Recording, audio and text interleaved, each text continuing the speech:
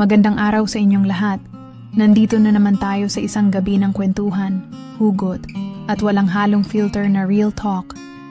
Ako si DJ Serene, ang inyong kasama sa mga ganitong oras kung saan ang mga lihim na itinatago sa dilim ay ilalantad natin sa liwanag. Handa na ba kayo? Eto na, ang lakas ng ulan ng gabing yon. Yung tipong basang-basa ka kahit may payong ka. Kaya wala na rin akong nagawa kundi lumapit kay Joseph na nakasilong sa waiting shed. Ano ba yan? Lakas ng ulan. Sabi ko habang pinipiga ang laylayan ng blouse ko. Heto, gamitin mo tong jacket ko. Sagot niya sabay abot ng itim na jacket na suot niya kanina pa. Hindi na. Baka magkasakit ka. Mas okay nang ako kaysa ikaw. Sige na. Sa huli, sinuot ko rin. Amoy lalaki. Yung tipong pinaghalong pawis at perfume. Pero hindi siya mabaho. Mainit sa balat. Parang yakap na hindi ko alam kung kailan ko pa hinanap. Tahimik kaming nakatingin sa ulan. Hindi nagmamadali. Hindi rin nagsasalita. Hanggang sa maramdaman kong lumapit siya ng bahagya. Hatid na kita, bulong niya. Dapat tinanggihan ko. Dapat sinabi kong kaya ko naman sumakay ng tricycle pa uwi. Pero wala. Wala akong sinabing kahit ano. Tumango lang ako at sumunod sa kanya. Dahil malakas pa rin ang ulan, sabay kaming tumakbo papunta sa isang waiting shed malapit sa kanto. Halos magkadikit na ang katawan namin habang naghihintay ng masasakyan. Ramdam ko ang bigat ng tingin niya sa akin. Pero hindi ako lumingon. Alam kong delikado ang gabing to. Nang dumating ang tricycle, siya pa mismo ang nag-abot ng bayad sa driver at inalalayan akong sumakay. Saan ka bababa? Tanong niya. Sa tapat ng apartment namin. Sige. Tahimik ang biyahe. Tanging tunog lang ng ulan ang maririnig. Hindi kami nagsasalita. Pero ramdam ko ang tensyon sa pagitan namin. Alam kong may gusto siyang sabihin. Alam kong may gusto rin akong itanong. Pero hindi na namin kinailangan ng kahit anong salita. Nang bumaba ako sa harap ng apartment ko, sumunod siya. Teka, akala ko ba hanggang dito ka lang? Tanong ko. Ngumiti siya. Yung tipong alam mong may hindi tamang balak pero hindi mo matanggihan. Tapos na shift ko, wala akong gagawin. Nanatili akong nakatayo sa harap ng pinto. Hindi ko alam kung dapat ko ba siyang yayain sa loob o dapat ko na siyang paalisin. Pero sa huli hindi na siya naghintay ng imbitasyon. Siya na mismo ang pumasok. Pagkasara ng pinto, sandali lang kaming nagkatitigan. May kung anong sumisigaw sa loob ko na mali ito na dapat siyang paalisin. Pero hindi ako gumalaw. Hindi ko kaya. Hanggang sa siya na ang gumawa ng unang hakbang. Hindi ko alam kung sino ang unang lumapit. Hindi ko na rin alam kung paano nagsimula. Pero naramdaman ko na lang ang labi niya sa labi ko. Mainit, mapusok, at walang pag-aalinlangan. Hinubad niya ang basang jacket ko. Sabay haplos sa likod ko na parang sinasabi sa aking wala akong dapat ipag-alala. Nasa loob kami ng 4 na pader, malayo sa mata ng mundo. Walang ibang makakakita, walang ibang makakaalam. At doon, sa gabing yon, bumigay ako sa tukso. Wala akong pagsisisi. Wala akong iniisip na ibang tao. Ang alam ko lang, gusto ko siya. Gusto ko yung init ng katawan niya sa tabi ko. Gusto ko yung pakiramdam na kahit isang gabi lang, may nag-aangkin sa akin. At si Joseph, siya ang unang lalaking nagparamdam sa akin na hindi lang ako basta babae, kundi isang babaeng may halaga. Hindi ko alam kung anong mangyayari bukas. Hindi ko alam kung ano ang magiging kapalit ng lahat ng to. Pero isa lang ang sigurado ako. Hindi pa rito natatapos ang kwento namin.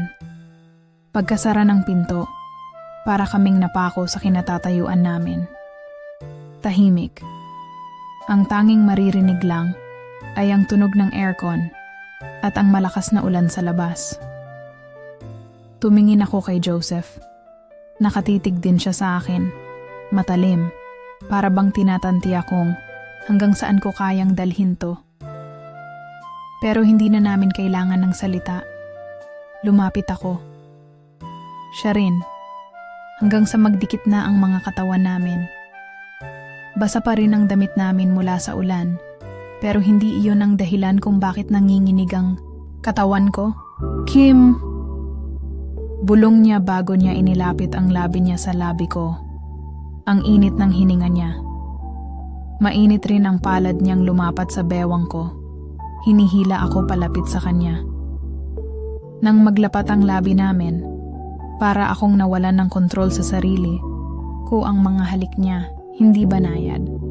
Hindi niya ako hinahalikan para lang sa lambing. Hinalikan niya ako na para bang matagal na siyang nauulol sa akin. Mapusok, malalim, mainit. Gumanti ako. Sinabayan ko ang ritmo niya. Ang dila niya ay nakipaglaro sa dila ko. Ang hininga naming pareho ng hingi ng hangin sa isa't isa.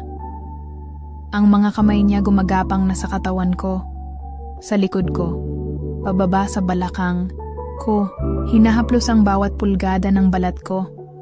Dahan-dahan niyang hinila ang laylayan ng blouse ko, tinanggal ang butones, at sinimulang hubarin ito. 1 segundo lang at nahulog na ito sa sahig.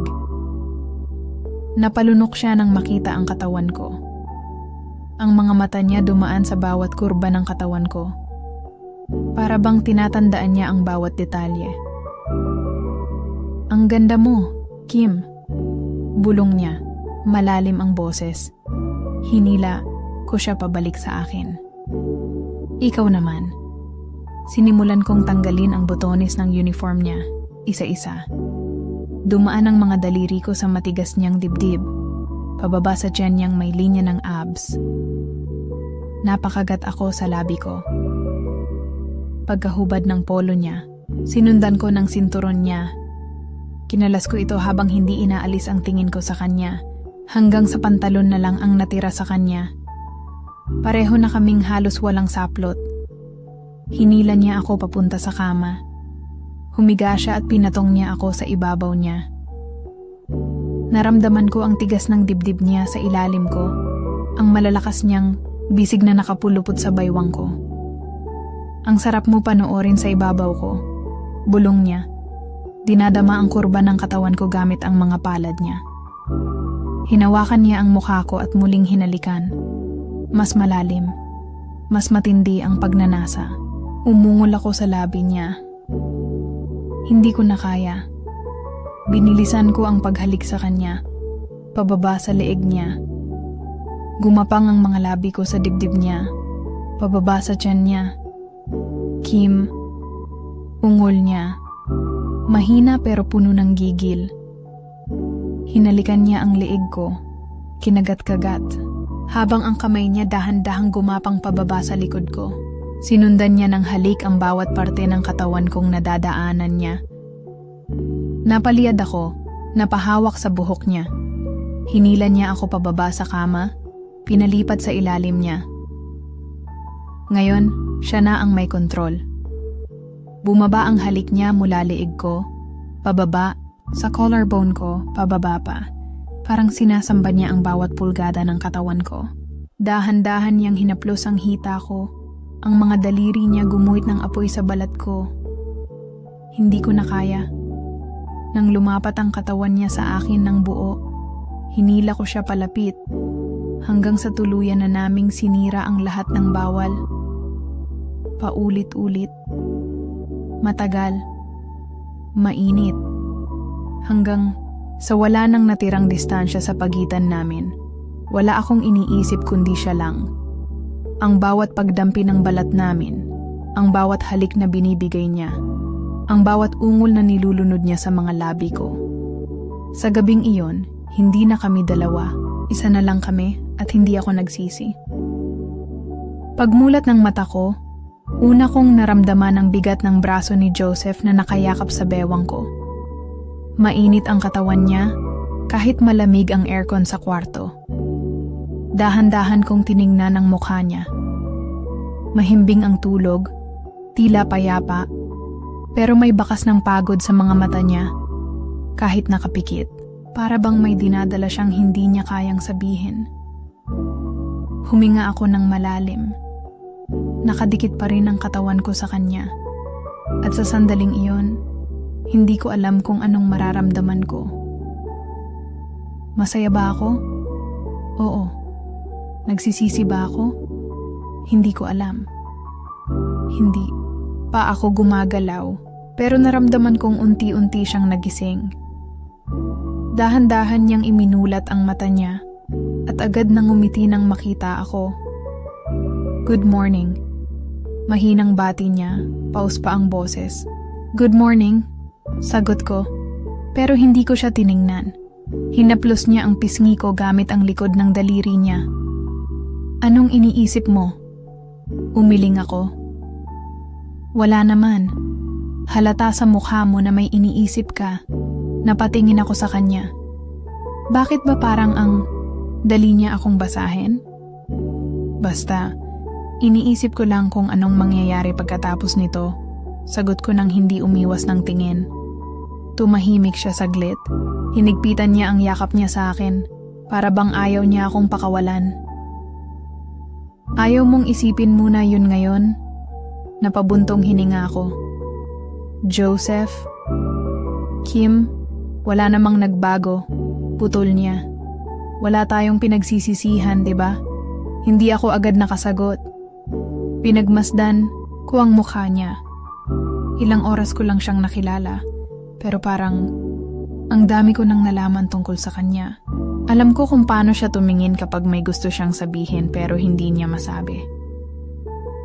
Alam ko kung paano siyang ngumiti kapag may tinatago siyang iniisip. Alam ko kung paano siya humalik kapag gusto niyang makalimot. Pero ang hindi ko alam kung hanggang kailan lang kami ganito. Hindi ko alam. Bulong ko sa kanya. Ngumiti siya, pero halata kong pilit. Hindi ba pwedeng ito na lang muna? Tayo lang muna dito ngayon. Hinaplos niya ang buhok ko, sabay dampi ng halik sa noo ko. Wala tayong kailangang problemahin. Basta, gusto lang kitang makasama ng ganito. At sa sandaling iyon, nagpasya akong huwag munang magtanong. Huwag munang isipin kung anong mangyayari pagkatapos. Huwag munang alalahanin kung anong ibig sabihin ng lahat ng ito. Hinayaan ko ang sarili kong lumubog sa init ng yakap niya, sa lambing, ng haplos niya, sa tamis ng halik niya. Dahil sa gabing iyon, ako lang ang mundo niya at siya lang ang mundo ko. Mabagal kong iminulat ang mata ko. Ang una kong nakita ay ang kisame ng kwartong hindi akin, ang malamlam na ilaw mula sa lampshade sa tabi ng kama, at ang kurtinang bahagyang sumasayaw sa mahinang ihip ng aircon. Sa loob ng ilang segundo, hindi ko agad maalala kung nasaan ako, hanggang sa maramdaman kong may braso sa baywang ko. Mainit, mabigat. Si Joseph nakaharap siya sa akin, mahimbing pa rin ang tulog. Kita ko ang mahinang paggalaw ng dibdib niya sa bawat hininga. Mukha siyang payapa. Para bang sa buong magdamag, wala siyang iniisip na problema. Pinagmasdan ko siya. Hindi ko alam kung ilang minuto akong nakatitig lang sa kanya. Pero ang dami kong naiisip. Ano na ngayon? Ano na kami pagkatapos nito? Dahan-dahan kong hinawi ang braso niya sa bewang ko. Kailangan kong bumangon. Kailangan kong bumalik sa realidad. Pero bago pa ako makatayo, gumalaw si Joseph at hinila ako pabalik sa kama. Saan ka pupunta? Bulong niya, paus pa ang boses. Uuwi na. Maaga pa. Pumikit ulit siya, pero hindi niya binitawan ang kamay ko. Dito ka muna. Joseph, dito ka muna, Kim. Pakiusap niya. Mas mahigpit ang kapit sa kamay ko. Tahimik akong tumitig sa kanya. Alam kong hindi ko dapat ginagawa to. Alam kong hindi ko dapat hinahayaan ang sarili kong mahulog pa. Pero sa sandaling iyon, hindi ko kayang sabihin ang hindi. Humiga ulit ako sa tabi niya. Humarap siya sa akin.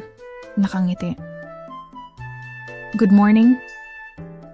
Good morning. Okay ka lang? Tumango ako. Ikaw? Masaya. Nilapit niya ang mukha niya sa akin. Masaya kasi nandito ka pa. Hindi ko alam kung anong mararamdaman ko sa sinabi niya. Gusto kong maniwala na totoo yun. Gusto kong isiping masaya siya hindi lang dahil nandito ako ngayon, pero dahil gusto niya ako. Bumuntong hininga ako. Joseph, anong gagawin natin pagkatapos nito? Hindi siya agad sumagot. Umayos siya ng higa, nakatitig sa kisame. Parang nag-iisip ng tamang sagot. Kim, hindi ko alam. Napahigpit ang hawak ko sa kumot. Pero gusto kita. Humarap siya sa akin. Seryoso ang mga mata. At kung pwede lang, gusto ko pang maulit to. Napalunok ako. Hindi ko alam kung matutuwa ako o matatakot sa sinabi niya. Pero may asawa ka. Tumahimik siya. Napapikit siya ng mariin bago bumuntong hininga. Alam ko. Hindi ko alam kung bakit, pero parang mas mabigat ang sagot niyang iyon kaysa sa kahit anong narinig ko buong buhay. Kuwat sa unang pagkakataon mula nang magkakilala kami, natakot ako. Dahil alam kong hindi na lang ito basta laro. Tahimik ang buong kwarto. Ang tanging naririnig ko lang ay ang mahinang ugong ng aircon at ang mabilis na tibok ng puso ko. Nakaupo ako sa gilid ng kama, nakabalot ang kumot sa katawan ko, habang si Joseph ay nakahiga pa rin, nakatitig sa kisame, para kaming dalawang taong nawala sa realidad, saglit na natangay sa damdaming hindi namin dapat maramdaman. Pero ngayon, unti-unting bumabalik ang katotohanan. Napakapit ako sa kumot, sinusubukang pakalmahin ang sarili ko. Kailangan ko nang umalis, mahinang sabi ko. Narinig ko ang mahinang buntong hininga ni Joseph. Hindi siya gumalaw, pero ramdam ko ang bigat ng tingin niyang nakatutok sa akin. Bakit mo laging gustong umalis? Tanong niya. Mababa ang boses pero puno ng emosyon. Napakurap ako. Joseph, hindi tayo dapat nandito. Alam mong mali ito. Tahimik siya. Huminga ako ng malalim at tumayo. Pilit na iniipon ang lakas ng loob para iwan siya roon. Pero bago pa ako makagalaw palayo, naramdaman ko ang mainit niyang kamay na mahigpit na humawak sa braso ko. Huwag kang umalis, Kim. Bulong niya. Napalunok ako. Alam kong mali ito. Nagpatuloy siya. Pero bakit ang hirap mong bitawan? Pumikit ako. Pilit na nilalabanan ang nararamdaman ko. Joseph, may asawa ka.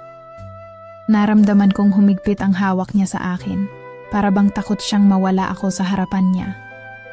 Hinila niya ako paharap sa kanya, sapat lang para makita ko ang ekspresyon sa mukha niya. Seryoso, puno ng emosyon, may halong sakit. Alam ko, sagot niya, malalim ang boses. Alam kong may asawa ako, pero hindi ko rin kayang itanggi na gusto kita. At hindi lang to basta gusto, Kim. Napapikit ako, ramdam ang kirot sa dibdib ko. Anong gusto mong gawin natin, Joseph? Tanong. Ko halos pabulong. Tuloy lang to? Magpanggap tayo na walang nasasaktan? Na walang ibang taong maaapektuhan? Hindi siya sumagot agad. Kita ko ang pag-aalinlangan sa mga mata niya, ang labanan sa sarili niya. Kim, lumunok siya, parang hirap, huminga. Hindi kita kayang bitawan. Napangiti ako pero mapait, pero hindi mo rin ako kayang piliin. Hindi siya nakapagsalita. At sa sandaling iyon, alam ko na. Alam ko na kahit anong damdamin meron kami sa isa't isa. Hindi ito sapat para talikuran niya ang buhay na matagal na niyang itinayo kasama ang iba. Naramdaman kung unti-unti nang dumadaloy ang luha ko sa pisngi ko, pero hindi ko iyon pinunasan. Hinayaan ko lang. Mabagal kong inalis ang kamay niya mula sa braso ko. Nagpumiglas siya saglit, pero hinayaan din niya akong makawala. Tumalikod ako. Naglakad papunta sa banyo para makapagbihis. Kahit mabigat ang bawat hakbang, pilit kong tinatagan ang sarili ko. Paglabas ko, suot ko na ang damit ko. Hindi ko na tiningnan si Joseph. Kinuha ko lang ang bag ko at lumapit sa pinto. Kim, napatigil ako. Nag-aalangan ako kung lilingon pa ba ako o hindi, pero hindi ko nagawa. Hindi ko na kayang makita ang mukha niya. Dahil alam kong kung gagawin ko yon, baka hindi ko kayaning umalis. Kaya hindi na ako sumagot. Binuksan ko ang pinto, lumabas, at marahang isinara ito sa likod ko. At kasabay ng pagsara ng pintong iyon, parang may isang bahagi ng puso kong iniwan ko sa kwartong yon, sa lalaking hindi ko kailanman pwedeng angkinin. Lumakad ako palabas ng hotel. Hindi alintana ang malamig na simoy ng hangin sa madaling araw. At sa unang pagkakataon, ramdam kong may isang bagay akong iniwan na hindi ko na pwedeng balikan pa. Nang makalabas ako ng hotel, malamig ang hangin sa madaling araw. Tahimik ang paligid, pero sa loob ko, parang may nag-iingay. Mga damdaming hindi ko alam kung paano patatahimikin. Huminga ako ng malalim. Pilit na pinapakalma ang sarili ko. Pero kahit anong gawin ko, ramdam ko pa rin ang bigat sa dibdib ko. Hindi ko alam kung dahil ba to sa guilt o dahil sa sakit ng pag-iwan ko kay Joseph doon. Dali-dali akong sumakay ng taxi at ibinigay ang address ng kondo ko. Habang bumibiyahe, tinutunaw ako ng katahimikan sa loob ng sasakyan. Minsan gusto kong isiping isang panaginip lang ang lahat, na hindi ako bumigay, na hindi ako nahulog sa isang bagay na hindi ko dapat pinasok. Pero naroon pa rin ang hapdi sa puso ko, nagpapaalala na totoong nangyari ang lahat. Tumingin ako sa labas ng bintana, madilim pa ang langit, pero unti-unti nang nagpapahiwatig ang liwanag ng umaga. Sa bawat segundo, papalapit ako sa buhay ko bago ko nakilala si Joseph. Buhay na dati, hindi ko naisip na may kulang hanggang sa dumating siya. Pagdating ko sa kondo, dumiretso ako sa loob ng hindi nagbibihes. Pagbagsak ko sa kama, napapikit, ako umaasang baka pagmulat ko, maglalaho ang bigat na nararamdaman ko. Pero hindi.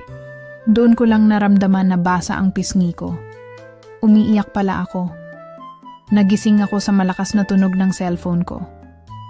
Napabangon ako. Pilit na inaalala kung anong oras na. Agad kong kinuha ang phone ko. Isang text message mula kay Joseph. Joseph. Nasaan ka? Pwede ba kitang makita? Napalunok ako. Alam kong hindi ko dapat sagutin. Alam kong dapat ko na siyang iwasan. Pero hindi ko rin mapigilang mag-isip. Ano ba ang gusto niyang sabihin? Bakit gusto niya akong makita ulit?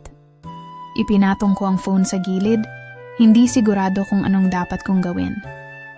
Bumangon ako at dumiretso sa banyo. Pagtingin ko sa salamin, napansin ko ang sarili ko. Maputla, kita ang pagod sa mukha ko, at namumugto ang mata. Nagpakawala ako ng isang malalim na buntong hininga. Ano bang ginagawa ko sa sarili ko? Hindi ako dapat ganito. Hindi ako dapat maging ganito. Pagbalik ko sa kama, tinignan ko ulit ang message ni Joseph. Hindi ko alam kung ilang minuto akong nakatitig lang doon bago ako nagdesisyong sumagot. Ako, "Huwag na, Joseph. Tama na to." Ilang segundo lang nag-reply siya. "Joseph, Kim, please. Gusto lang kitang makita, kahit saglit lang." Napakagat ako sa labi ko. Dapat ko siyang tanggihan. Dapat ko siyang kalimutan. Pero ang problema, gusto ko rin siyang makita. At yun ang bagay na kinakatakot ko.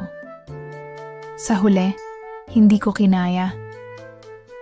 Nagkita kami sa isang maliit na coffee shop sa may Malabon. Tahimik ang paligid, kaunti lang ang tao. Perfect na lugar para sa dalawang taong gustong mag-usap nang walang ibang nakakaalam.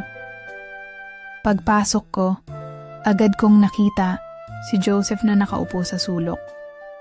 Nakatitig siya sa tasa ng kape niya, malalim ang iniisip. Paglapit ko, agad siyang tumingin sa akin.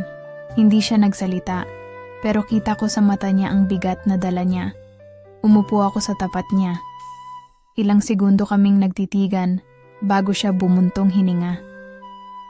Salamat sa pagpunta. Mahinang sabi niya. Tumango lang ako, hindi sigurado kung paano sisimulan ang usapan. Siya ang naunang nagsalita. Kim.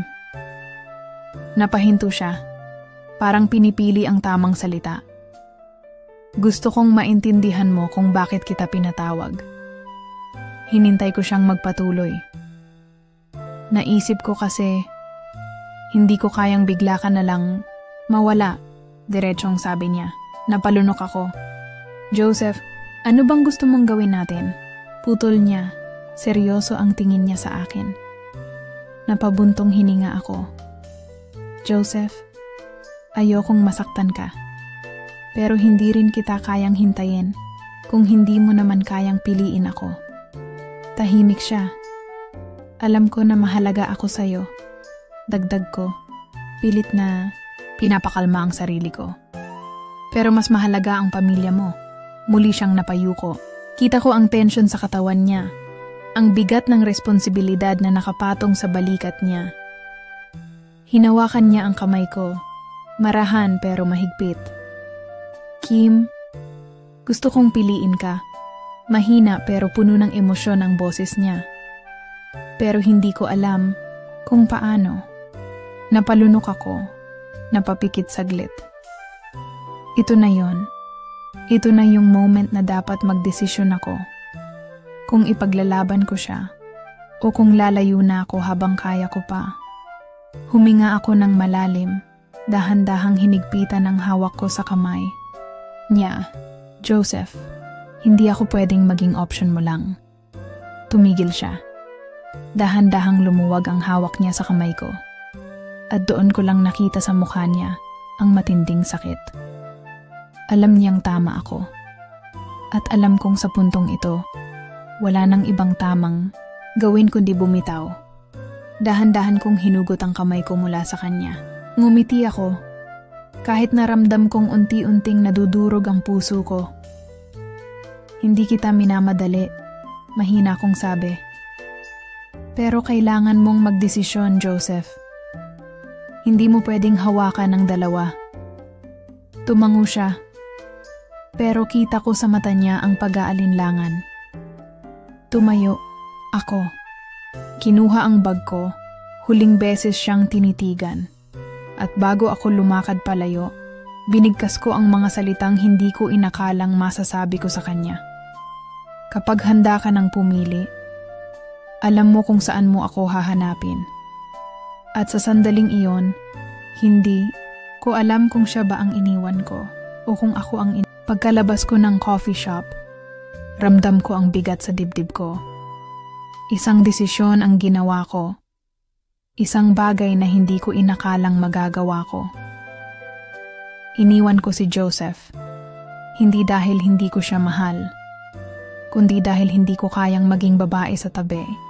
Lang niya, ang hangin sa labas ay malamig, pero hindi nito naibsan ang init ng mga luha kong pilit kong nilulunok.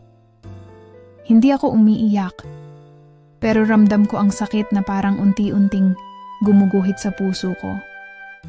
Naglakad ako palayo, hindi na lumingon. Hindi ko alam kung susundan ba ako ni Joseph o hahayaan na lang niya akong umalis. Pero kahit ano pa man ang piliin niya, alam ko nang hindi ko na siya pwedeng hintayin. Lumipas ang mga araw. Walang text o tawag mula kay Joseph at mas lalo akong nakumbinse na tama ang naging desisyon ko. Pero hindi ibig sabihin nun. Hindi na ako nasasaktan. Tuwing gabi, nakahiga ako sa kama, nakatingin sa kisame. Iniisip kung paano kaya kung iba ang naging sitwasyon namin. Paano kung una ko siyang nakilala bago si Eileen? Paano kung single siya noong unang beses kaming nagkita? Pero walang paano kung na makakapagbago sa katotohanan. Nasa kanya pa rin si Eileen at ako ang babaeng nagmahal sa isang taong hindi ako kayang ipaglaban. Isang gabi, habang nakaupo ako sa maliit kong sofa, hawak ang baso ng alak, biglang nag-ring ang cellphone ko. Nang makita ko kung sino ang tumatawag, parang tumigil ang mundo ko saglit. Joseph. Hindi ko alam kung dapat ko bang sagutin o hindi. Pero bago pa magdesisyon ang utak ko, nauna nang gumalaw ang kamay ko. Dahan-dahan kong pinindot ang sagot. Hello? Mahina kong sabi. Kim? Mahinang boses niya sa kabilang linya. Napapikit ako. Anong kailangan mo, Joseph? Mahirap sabihin ang mga salitang yon, pero alam kong kailangan kong gawin. Narinig ko ang malalim niyang buntong hininga. Pwede ba kitang makita? Napakagat ako sa labi ko. Joseph, wag na. Mahina kong sagot. Ano pang pag-uusapan natin? Kim, nagdalawang isip siya, pero tuluyan ding nagsalita. Nagdesisyon na ako. Napakurap ako. Ano? Narinig ko ang bigat sa boses niya. Pumili na ako. Biglang bumilis ang tibok ng puso ko. Anong ibig mong sabihin? Pwede ba kitang puntahan? Napalunok ako. Hindi alam kung anong dapat kong maramdaman. Pero sa kabila ng lahat, may isang bagay akong natutunan. Hindi ko na kayang maghintay. Sabihin mo na lang, Joseph. Mahinang sagot ko. Anong pinili mo? Tahimik siya saglit. At pagkatapos ng ilang segundo, doon ko lang narinig ang boses niyang halos pabulong. Ikaw. Nabitawan ko ang basong hawak ko. Tumama ito sa sahig, pero hindi. Ako natinag, ang utak ko pilit na inuunawa ang narinig ko. Ano? Tanong ko, parang hindi sigurado kung tama ba ang dinig ko. Ikaw, Kim, ulit niya, mas madiin. Pinili kita, napahawak ako sa dibdib ko, ramdam ang bilis ng tibok ng puso ko. Anong ibig mong sabihin? Iniwan ko na si Eileen, mahina pero seryoso ang boses niya. Alam kong matagal kong inisip to, pero sigurado na ako. Hindi ko na kayang mabuhay na hindi ikaw ang kasama ko. Napatakip ako ng bibig ko. Pinipigilan ang luha kong gustong bumagsak. Joseph, hindi kita hihilingin na bumalik ka agad sa akin, dagdag niya. Pero gusto kong malaman mo na malaya na ako. At kung bibigyan mo ako ng isa pang pagkakataon, hindi ko nahahayaang mawala ka ulit. Doon na tuluyang bumagsak ang luha ko. Ito na yon ang bagay na matagal kong inisip na imposible. Nangyari. Pero ang tanong, kaya ko bang bumalik sa kanya? Hindi ko alam kung anong nararamdaman ko habang nakaupo sa loob ng isang tahimik na kafe sa Malabon. Hinihintay si Joseph. Ilang araw ko nang iniisip ang mga sinabi niya sa akin sa huling tawag namin, na iniwan na niya si Eileen, na pinili niya ako.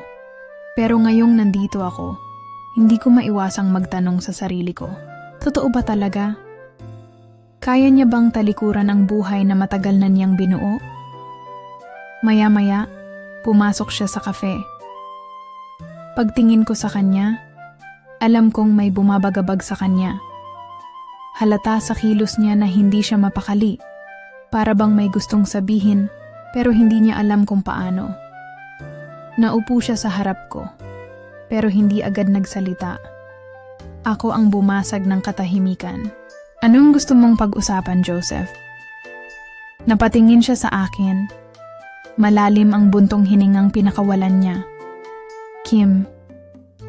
Tumigil siya sandali bago nagpatuloy. Nagkamali ako. Napakurap ako, hindi agad naunawaan ang ibig niyang sabihin. Ano? I mean, napayuko siya. Parang hindi alam kung paano ipapaliwanag. Hindi ko alam kung paano ko sisimulan to. Hindi mo kailangang paikot-ikutin, Joseph. Matigas kong sabi. Sabihin mo na lang. Muli siyang tumingin sa akin. At sa isang iglap, alam kong hindi ito tungkol sa iniwan na niya si Aileen. Alam kong iba na ang magiging takbo ng usapan namin. Hindi ko kayang iwan si Aileen, diretsong sabi niya. Parang may kung anong matalim na tumama sa puso ko. Hindi ako agad nakapagsalita. Alam kong sinabi ko sa'yo na pinili na kita. Patuloy niya. Halatang may bigat ang bawat salita.